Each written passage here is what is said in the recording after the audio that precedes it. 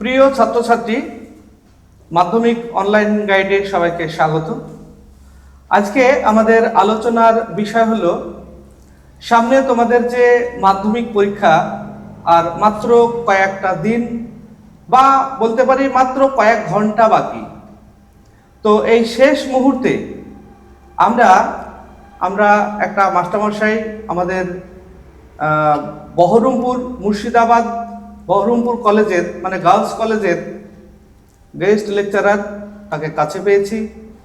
আজকে আমরা তার কাছ থেকে জানবো মাধ্যমিক পরীক্ষায় ইংরেজিতে তোমাদের অনেকেরই ভীতি আছে, যে অনেকেই ভয় করো যে মাধ্যমিক পরীক্ষায় আমি হয়তো ইংরেজিতে পাশ করব না। আজ আমি মাস্টারমশাইয়ের কাছ থেকে জানবো মাধ্যমিকে খুবই দুর্বল যারা, ইংরেজিকে ভয় করো যারা, অন্তত পাস মার্কটা কিভাবে পাওয়া যায় সেই বিষয় নিয়ে আমি মাস্টারমশাইকে কিছু বলতে বলবো। আর সেই সঙ্গে ভালো রেজাল্ট করতে গেলেও কিভাবে পরীক্ষা দেওয়া উচিত, এই মুহূর্তে আমাদের আর সাজেশন দেওয়ার মতো কিছু নেই। এখন শুধুমাত্র একটু তোমাদের টিপস দেওয়া যে কিভাবে পরীক্ষা দিলে দুর্বল ছাত্র যারা, মানে ইংরেজিকে ভয় করো যারা, তারা কিভাবে পাশ করবে। আশা করছি আজকের এই আলোচনার পর থেকে মাস্টারমশাইয়ের কথাগুলি যদি তোমরা শেষ পর্যন্ত শোনো, তাহলে এটুকু আশা করতেই পারি যে মাধ্যমিকে যারা পাশ করার ভয় করছো তাদের আর পাশের ভয়টা থাকবে না, এটুকু আশ্বাস দিতে পারি। তবে আমি প্রথমেই চলে আসব, আমাদের মাস্টারমশাই নামটা নিজেই বলবে। আমি রবিউল ইসলাম। আমি দীর্ঘ কয়েক বছর থেকে মাধ্যমিকে টিউশন পড়াচ্ছি, এখনও পড়াই। তো তোমরা যারা 2025 সালে মাধ্যমিকের জন্য প্রস্তুতি নিয়ে পরীক্ষা দিতে যাচ্ছ, আর কয়েকটা দিন হাতে আছে, তো সকলের জন্যই শুভকামনা রইল। তো তোমরা যেটা গোটা বছরে পরিশ্রম করেছো, সেই পরিশ্রমের ফলই তোমাকে সামনের দিকে এগিয়ে নিয়ে যাবে। কিন্তু তার আগে মাধ্যমিক পরীক্ষা তুমি উপস্থিত হবে, তার জন্য কিছু ট্রিক্স বা কী করে এখন শেষ মুহূর্তে প্রস্তুতি নেবে সেটা খুব গুরুত্বপূর্ণ। তো সমস্ত বিষয় আছে, সমস্ত বিষয়ের প্রস্তুতি ভিন্ন রকম, সেটা জানো। তো আমাদের যে বিষয়, আজকের আলোচনা বিষয়, সেটা হচ্ছে ইংরেজি বিষয়, ইংলিশ। তো ইংলিশের যে কোশ্চেন প্যাটার্ন যেটা আছে তোমরা সবাই জানো, সিন, আনসিন, গ্রামার এবং রাইটিং শেষে। তো তোমরা যারা অনেক স্টুডেন্ট আছে যাদের ইংরেজিটাকে ভয় পায়, হ্যাঁ, বাংলা মাধ্যমের স্টুডেন্টের এটা অনেকেরই আছে, তো এই ভয়টাকে জয় করতে হবে তোমাদের প্রথম। তো একটু ভালো করে পড়লে, এই ট্রিক্সগুলো একটু দেখে নাও, তাহলে তুমি ইংরেজিতে অবশ্যই 60+ মার্ক মিনিমাম পাবেই। সাথে সাথে যারা ভালো করে প্রস্তুতি নিয়েছো তাদের জন্যেও 90+ নম্বর তুমি পাবে। তাই শেষ মুহূর্তে প্রস্তুতির জন্য তোমাকে এই কয়েকটা বিষয় মনে রাখতে হবে। তো প্রথম যে বিষয়ে যেটা আসি সেটা হচ্ছে সিন, যেটা তোমাদের টেক্সট বুকে তোমাদের টোটাল 8টা টেক্সট আছে, সেখান থেকে প্রোজ এবং পোয়েট্রি দুটো অংশ। তোমার এই বছরের জন্য 2025 সালের জন্য তোমাদের যে সিন প্রোজ যে টপিকটা পড়বে মাস্ট, আমাদের সাজেশান হিসাবে বলছি, সেটা হচ্ছে দি ক্যাট। অবশ্যই মনে রাখবে দি ক্যাট টেক্সটটি অবশ্যই শেষ মুহূর্তে ভালো করে পড়ে নাও। তার সাথে পোয়েট্রি যে 8 নম্বর থাকবে সেখান থেকে দি স্নেল কবিতা, এই দুটো, দি ক্যাট অ্যান্ড দ্য স্নেল, এই দুটো 99% আসার সম্ভাবনা। আমরা সাধারণত যে প্রিভিয়াস ইয়ারের কোশ্চেন দেখি সেই থেকেই এটা বলি, কারণ গত বছরে 2024-এ father's self my own to family এসে গিয়েছে, সেই মতো আমাদের সবচেয়ে সম্ভাবনা the cat and the snail. এই দুটো টেক্সট তোমরা শেষবারের মতো রিভিশন দিয়ে নাও এবং প্রতিটা সেন্টেন্স, প্রতিটা ওয়ার্ড, ফ্রেজ ভালো করে পড়ে নাও। সেইভাবেই তুমি প্রস্তুতি নাও সিন থেকে। এবার যদি আসি প্রশ্ন, তো প্রথম হচ্ছে এমসিকিউ, সেটা প্রোজ থেকেও আসবে, পোয়েট্রি থেকেও আসবে। তাই যারা দুর্বল স্টুডেন্ট, যারা ইংরেজিকে ভয় পাও, তাদের জন্য এই জায়গাটা এমসিকিউ, এই জায়গাটাই তোমাদের সবচাইতে ভালো করতে হবে। 4টে অপশানের মধ্যে সঠিক উত্তরটা তোমাকে বেছে নিতে হবে। তাই তোমার আসল লক্ষ্য থাকবে এই এমসিকিউয়ে তোমার যেন সঠিক ফুল নম্বর তুমি পাও। তার জন্য তুমি টেক্সট থেকে পোজ থেকে তুমি পড়বে এবং স্নেল যে টেক্সটটা বললাম পোয়েট্রি সেখান থেকে তুমি পড়বে। তার জন্য এমসিকিউ সেটা এক ধরনের প্রস্তুতি, সেটা তোমার পরীক্ষায় কখনোই কোনো এমসিকিউ ছেড়ে আসবে না। প্রথম গুরুত্বপূর্ণ বিষয় যে এমসিকিউ কখনোই ড্রপ করে আসবে না, একটা প্রশ্নে কখনোই দুটো জায়গায় টিক মেরে আসবে না। এই বিষয়টা তোমাকে প্রথম মনে রাখতে হবে এমসিকিউ এর জন্য। সিন থেকে এমসিকিউ কটা থাকে? সিন থেকে সাধারণত যে পোজ পোর্শন সেখান থেকে 5টা এমসিকিউ থাকবে, সেখান থেকে ভালো করে দেখে নিতে হবে ওখানে।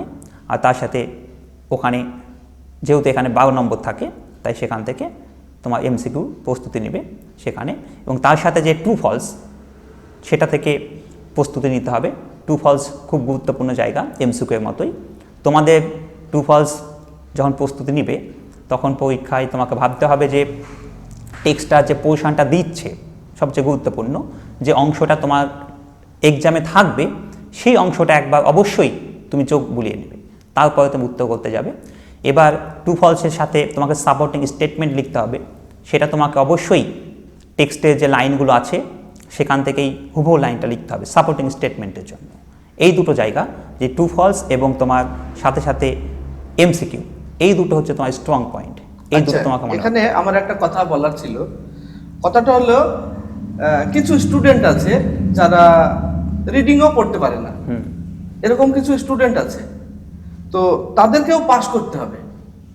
হ্যাঁ, এই তাদের ক্ষেত্রে এমসিকিউ এবং ট্রু ফলসের উপরে কিছু কি পদ্ধতি হ্যাঁ, apply এবার করা যায়? যখন টেক্সটটা পড়বে কিওয়ার্ড খুঁজতে হবে। তুমি যখন টেক্সটটা পড়বে নিশ্চয়ই তুমি চোখ দিয়ে বুঝতে পারবে যে কোন অর্ডটা টেক্সটটা আছে কোন অর্ডটা নেই। তোমাকে সে যে অর্ডটা নেই সেই অর্ডটাকে তুমি অবশ্যই প্রথমে বাদ দিয়ে দিতে হবে এমসিকিউ এর জন্য।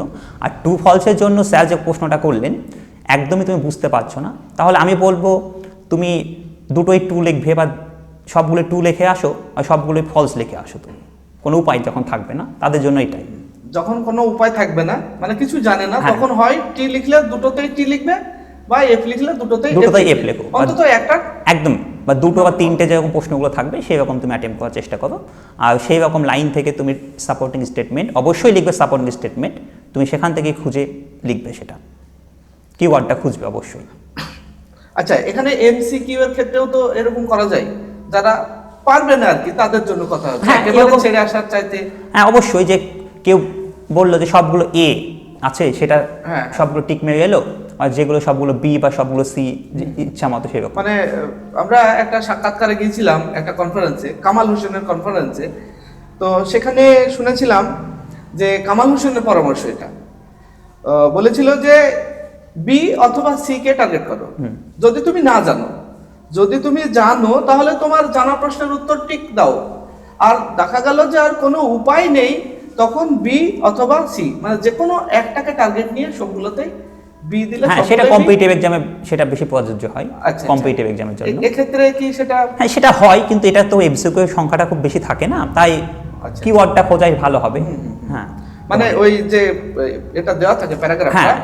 তার মধ্যে থেকে কিওয়ার্ডটা খুঁজে চেষ্টা করতে করবে। না পারলে অন্তত চোখে দেখেও তো হ্যাঁ সেটা বুঝতে সেটাই। পারবে, হ্যাঁ অবশ্যই। এবার তারপরে হচ্ছে বিষয় হচ্ছে আনসিন।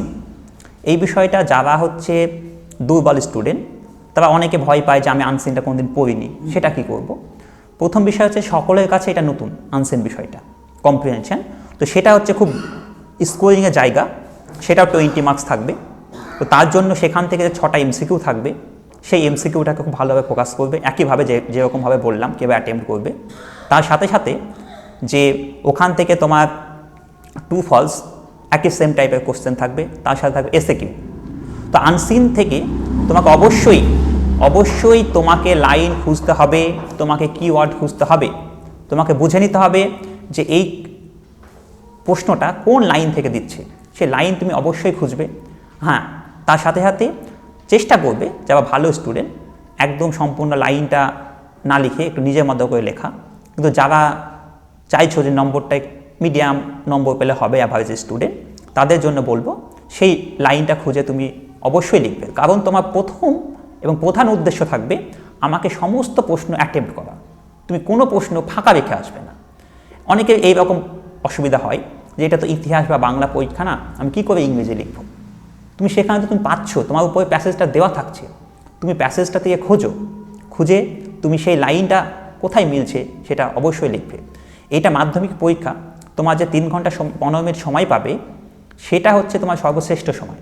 তুমি ভাববে তুমি সারা বছর পরিশ্রম যতটা করেছো বা তুমি পড়াশোনা করোনি সেটা বিষয় না, তোমাকে ভাবতে হবে ওই সময়টা তোমাকে সঠিকভাবে ইউটিলাইজ করতে হবে, সঠিকভাবে ব্যবহারটা করতে হবে, মনোযোগ দিয়ে সেই পরীক্ষার সময় সেই সময়টা ব্যবহার করবে তুমি। আচ্ছা, আনসিন থেকে কি দুর্বল, মানে যারা মানে পারে না আর কি, ভয় করে যারা ইংরেজিকে, এখান থেকে কিছু নাম্বার নেওয়ার? অবশ্যই এমসিকিউ যেটা আছে, তোমাকে এমসিকিউ অবশ্যই ঠিক হলে ঠিক, ভুল হলে ভুল, তো সেখানের জন্য তোমাকে নম্বর ক্যারি করবে। তার থেকে যে এসিকিউ যে জায়গাটা থাকে, 2 মার্কের প্রশ্ন লিখতে হয়, 4টে প্রশ্ন থাকে 2 মার্কে, 8 নম্বর, তো ওখানে তুমি অবশ্যই লিখে আসবে, ওইগুলো ফাঁকা রেখে আসবে না। তুমি টেক্সট থেকে খোঁজো লাইনটা। অনেক সময় অনেক স্টুডেন্ট ফেল করে, কারণ কি, যে স্যার নম্বরটা দেবে সে জায়গাটাই থাকে না, সাদা খাতা, তাই তোমাকে সাদা খাতা লিখবে না, তুমি ওখান থেকে খোঁজো, তুমি অবশ্যই পাবে। তুমি মানে যে লাইনটার উপরে প্রশ্ন আছে, তুমি যে লাইনটা প্যাসেজের মধ্যেও অবশ্যই থাকে, সেই কিওয়ার্ড পাবে তুমি 2-3টে শব্দ, তুমি সেই সেন্টেন্সটা তুমি কপি পেস্ট করে দাও ওখান থেকে, তাহলে তুমি নম্বরটা পাবে, বেসিক নম্বরটা পাবে। আর ফেল করবে না কখনোই, ফেল করাটাই কঠিন হবে। তাহলে আনসিনে যে প্রশ্নটা থাকবে সেই প্রশ্নের যে কিওয়ার্ড, মানে কতগুলি শব্দ যদি মিল পাই উপরে একদম, প্যাসেজ সেটা আনসিনের আনসিন শুধু এরকম না যে কম্পিটিটিভ এক্সাম সমস্ত আনসিনে এটা বলা হয় তোমাকে কিওয়ার্ড খুঁজতে হবে। তুমি প্যাসেজটা পড়ে আইডিয়াটা নিয়ে, অবশ্যই তুমি যারা দুর্বল স্টুডেন্ট সে আইডিয়া নিতে পারছে না, তোমাকে কিওয়ার্ড খুঁজতে হবে, লাইন বাই লাইন খোঁজো, অবশ্যই সেটাই, সেইভাবে তুমি অ্যাটেম্প করবে। তাহলে এখান থেকে অন্তত এমসিকিউ এর উপরে বা এসিকিউ এর উপরে কিছু 4-5 নাম্বার অবশ্যই, 4-5 নম্বর তার থেকে বেশি পাওয়া যাবে, অবশ্যই 4-5 নম্বর অবশ্যই পাবে তোমরা, সমস্ত আনসিনটা তুমি অ্যাটেম্প করো পরীক্ষা। আচ্ছা, তাহলে আমরা সিন থেকে যদি 5 ধরি, আনসিন থেকে আরো যদি 5 ধরি, তাহলে তো এখানে 10 মার্ক। হ্যাঁ অবশ্যই তুমি আনসিন এবং সিনটাকে বেশি ফোকাস করবে, টার্গেটটা একটু বেশি রাখবে অবশ্যই তুমি সবসময়, তাহলে তুমি অবশ্যই ভালো নম্বর পাবে। আচ্ছা, এবার তাহলে গ্রামার। হ্যাঁ, গ্রামার বিষয় যেটা আছে, সত্যি কথা বলতে গ্রামার বিষয়টা যারা আগে থেকে পরিশ্রম করেছে, একদিনের বিষয় না। তুমি গ্রামার এরকম তুমি পাবে না যে তুমি ওখান থেকে একটা লাইন তুলে দিলে, সেটা পাবে না, সেটা মুশকিল। তার জন্য তোমাকে এই যে আর্টিকেল প্রিপোজিশন থাকবে, তোমাকে সেটা বুঝতে হবে, সেটা একটু পড়ে, যে আর্টিকেল প্রিপোজিশন, অনেক স্টুডেন্ট থাকে আর্টিকেল প্রিপোজিশন দিয়েছে ও অন্য কোনো শব্দ লিখে চলে এলো, সেটা থেকেও তুমি একদম বিরত এখানে থাকবে। একটু পাশের বন্ধুদের সাহায্য নেওয়া হ্যাঁ, নেওয়া যেতেই পারে অবশ্যই। আর তার সাথে টেন্স থেকে, আর্টিকেল থেকে 3 নম্বর থাকে, ওখান থেকে তোমাকে একটু ভেবে চিন্তে উত্তরটা করতে হবে, একটু দেখবে। আর তার সাথে ওখানে যে ডু অ্যাজ ডিরেক্টেড যেটা থাকে 3 নম্বর, অবশ্যই ওখান থেকে একটা ভয়েস চেঞ্জ, একটা ন্যারেশন চেঞ্জ মাস্ট থাকবেই দুটোর মধ্যে, এবং একটা থাকবে যে কোনো জয়নিং, গ্রামার, এই সমস্ত কিছু। তো যারা উইক স্টুডেন্ট তারা এইটা নিয়ে বেশি ভাববে না, যদি হয় হবে, না হলে হবে না, কারণ এইটা একদিনে এক্সামে গিয়ে তুমি পারবে না বিষয়টা। আর তার সাথে যে ফ্রেজাল ভাব থাকে সেটা গুরুত্বপূর্ণ জায়গা, সেখান থেকে তুমি নম্বর পেতে পারো। সেই ফ্রেজাল ভাবের জন্য তোমাকে নিচে অপশান দেওয়া থাকে 3টে, তুমি ওই 3টে বা 4টে অপশান দেওয়া থাকবে, তোমাকে এলিমিনেট করবে কোনটা হবে কোনটা হবে না, সেই মতো ফ্রেজাল ভাবটা তুমি অবশ্যই লিখবে ওখানে, কারণ সেখানে শব্দটা দেওয়া থাকে। আর তার থেকে গুরুত্বপূর্ণ বিষয় গ্রামার যেটা থাকে, ভোকাবুলারি 8 নম্বর, ওখান এই 8 নম্বরের জন্য তোমাকে আনসিনের প্যাসেজ থেকে তোমাকে উত্তরটা দিতে হবে, ভোকাবুলারি টেস্ট। এইটা যারা দুর্বল স্টুডেন্ট তাদের পক্ষে কঠিন হতে পারে, কিন্তু এই জায়গাটা তোমরা কী করবে, যে শব্দটা নতুন মনে হচ্ছে সেই শব্দটা তুমি ওখানে লিখে আসবে, কখনোই ফাঁকা রেখে আসবে না, প্রথম থেকে বলছি। আর ওখানে একটা জিনিস তুমি ফলো করতে পারো, যে শব্দটা প্রথমে আছে সেই শব্দটা বেশিরভাগ ক্ষেত্রে কী হয়, যে ওই আনসিন প্যাসেজের প্রথম দিকে থাকে শব্দটা, সেই ওয়ার্ডটা তুমি সেইভাবে তুমি প্ল্যান করে লিখতে পারো। সেটা হচ্ছে গ্রামারের জন্য, সেটা এইভাবে তুমি গ্রামারটা প্রস্তুতি নাও এখন, সেটাই এক্সাম হলে। আচ্ছা, এবারে রাইটিং সাইড। হ্যাঁ, রাইটিং সাইড যেটা আছে সেটা তোমাদের অবশ্যই রাইটিংটা প্রেডিক্টেড, বলা যায় যে কী কী রাইটিং আসতে পারে। সেটা তোমাদের জন্য তোমরা মনে রাখবে, এই বছর writing, story writing, letter means formal letter must এই বছর আসছে এই পরীক্ষায়, সেটা হচ্ছে স্টোরি রাইটিং এবং ফর্মাল লেটার। এবার এই দুটোর মধ্যে প্রস্তুতি কীভাবে নিবে সেটা আমি বলছি। তার সাথে সাথে তুমি প্রসেসিং রাইটিং, বায়োগ্রাফি, প্যারাগ্রাফ, এইগুলোর মধ্যেই পরীক্ষা আসবে। তার মধ্যে 100% বা 99% আসতে পারে, সেটা হচ্ছে স্টোরি রাইটিং এবং ফর্মাল লেটার। এই দুটো অংশ তুমি প্রস্তুতি নাও, এখনও সময় আছে তোমার। তার জন্য স্টোরি রাইটিং এবং লেটার রাইটিং লেখার পন্থাটা খুবই সহজ, সেই মতো তুমি প্রস্তুতি নাও। আমি বলবো স্টোরি রাইটিং তুমি পরীক্ষায় কখনোই ফাঁকা রেখে আসবে না। তোমার যে স্টোরি রাইটিংয়ে যে হিন্টসগুলো দেওয়া থাকে, তোমাকে হিন্টসগুলো সাজাতে হবে সঠিকভাবে, সাজিয়ে তুমি লিখবে। অবশ্যই তুমি একটা টাইটেলটা দিবে, টাইটেলটা অবশ্যই ক্যাপিটাল লেটারে যেভাবে টাইটেল দেয় আন্ডারলাইন করে দিবে। তার সাথে সাথে স্টোরি রাইটিংয়ে অবশ্যই তোমাকে পাস্ট টেন্সে লিখতে হবে। তাই আমি বলবো এই পাস্ট টেন্সে তুমি ঘটনাগুলো পরপর সাজিয়ে দাও, তার সাথে সাথে তুমি একটা মোরাল দাও, তাহলে স্টোরি রাইটিং হবে। লেটার রাইটিং তুমি জানো কী করে লিখতে হবে, ফর্মাল লেটার, সেই লেটার তুমি প্রস্তুতি নাও, সেইভাবে লেটারটা লিখবে। তাই তোমাকে এখনও সময় আছে ফর্মাল লেটার, তার জন্য লেটারের প্যাটার্নটা তুমি ফলো করো, মেইন বডিটা তুমি লেখার চেষ্টা করো নিজে থেকে, কোশ্চেন থেকে, তাহলেই তুমি লিখতে পারবে। তাই লেটার রাইটিংয়ে, ফর্মাল লেটারে তুমি অবশ্যই সাবজেক্টটা কী লিখবে সেটা লেটার পড়ে তুমি বুঝতে পারবে, সেটা লেখো। তার সাথে প্রসেসিং, বায়োগ্রাফি সেইগুলো প্রস্তুতি নাও, সেইগুলো থেকেই অবশ্যই আসবে। তোমাদের এইটাই ফোকাস থাকবে, তোমাদের যে রাইটিং এই জায়গাটার জন্য তুমি ভাববে 3টে রাইটিং যে থাকবে, তোমাকে 3টে রাইটিং কিছু না হলেও তুমি অল্প বিস্তর কিছু লিখে আসো। সেইভাবে লিখলেই আশা করি অ্যাভারেজ নম্বর 60+ অবশ্যই পাওয়া যাবে, সেটা নিয়ে কোনো সন্দেহ নেই। আচ্ছা, বায়োডাটা আসে নাকি? হ্যাঁ, বায়োডাটা আসে, বায়োগ্রাফি, যেটা এর আগে 2023 সালে তোমাদের এসেছিলো সুকুমার রয় নিয়ে। তো এবার তোমাদের আসতে পারে, এবারের জন্য তুমি রতন টাটা ইম্পর্টেন্ট মোস্ট, সেটা তুমি ভালো করে দেখে আসতে পারো। তো বায়োগ্রাফির ঠিক একই ব্যাপার, তোমাকে এই সমস্ত তথ্য দেওয়া থাকবে, তোমাকে অ্যাকর্ডিং টু টেন্স তোমাকে কিন্তু সাজিয়ে নিতে হবে। জাস্ট সাজিয়ে তুমি লিখবে, একটা ইন্ট্রোডাকশন লাইন আর কনক্লুডিং লাইন তুমি টেনে তুমি লেখার চেষ্টা করো, অবশ্যই পারবে। তোমার তথ্য প্রশ্নতে দেওয়া থাকবে। আচ্ছা, তাহলে এখানে রাইটিং থেকে অন্তত যদি ফর্মুলাটা মানে ফলো করে কেউ, একটা সাধারণ ছাত্র যারা ভয় করছে ইংরেজিতে, তারা যদি ফর্মুলাটা ফলো করে তবুও তো 3 থেকে 4 তো পাবেই। হ্যাঁ, ওখানে তো স্টোরি রাইটিং টাইটেল এবং মোরাল লিখলে 2 মিনিমাম পাবে সে। আচ্ছা, তাহলে এখানে টপিক কটা, মানে একটা স্টোরি রাইটিং আলাদা? হ্যাঁ, স্টোরি রাইটিং আলাদা পোর্শন, ফর্মাল লেটার আলাদা পোর্শন, বায়োগ্রাফি আলাদা পোর্শন। আচ্ছা, 3টে টপিকের উপরে তাহলে তো আমরা যদি 3-3ও ধরি তবুও তো অবশ্যই 9-10 তো মিনিমাম পাবে। 9-10, হ্যাঁ মিনিমাম পাবে, পাস করাটা কোনো বিষয় না। তাহলে ভয়ের তো কোনো কারণ নেই। ভয়ের কোনো বিষয় নেই। তোমাদের এখানে টার্গেটটা একটু বেশি রাখবে, তোমাদের 5 বা 6, এখানে 15-20 অবশ্যই পাওয়া যাবে। একটু চেষ্টা করো, তাহলে হবে। প্রথম কথা অ্যাটেম্প্ট করতে হবে সব। আচ্ছা, সব লিখে আসতে হবে পরীক্ষায়। তাহলে আলোচনা তোমরা শুনলে যে তোমাদের প্রত্যেকটা প্রশ্ন অ্যাটেম্প্ট করতে হবে। হ্যাঁ, মানে কোনো প্রশ্নকে ছেড়ে আসা যাবে না, তুমি পারো আর না পারো, ঠিক আছে? না পারলে তোমার ওই যে প্রশ্নের যে শব্দগুলি আছে সেই শব্দগুলিকে তুমি প্যাসেজের মধ্যে দেখে সিন বা আনসিনের উত্তরগুলি তুমি দিতে পারবে। রাইটিং এর সাইডে মাস্টারমশাই যেভাবে বললেন সেভাবে করবে, তাহলে আশা করা যায় তোমরা পাস মার্কটা পেয়ে যাবে। তো যাই হোক, ভিডিওটি তোমাদের কেমন লাগলো? ভালো লাগলে লাইক, কমেন্ট এবং শেয়ার করবে। আর আমাদের চ্যানেলটি যদি এখনো সাবস্ক্রাইব না করে থাকো তাহলে চ্যানেলটিকে সাবস্ক্রাইব করে নেবে। আর তোমরা যদি ফেসবুক থেকে দেখে থাকো তাহলে আমাদের পেজটিকে ফলো করে নেবে। আসছি পরবর্তী ভিডিও নিয়ে, সে পর্যন্ত সবাই ভালো থাকবে, সুস্থ থাকবে। ধন্যবাদ। ধন্যবাদ।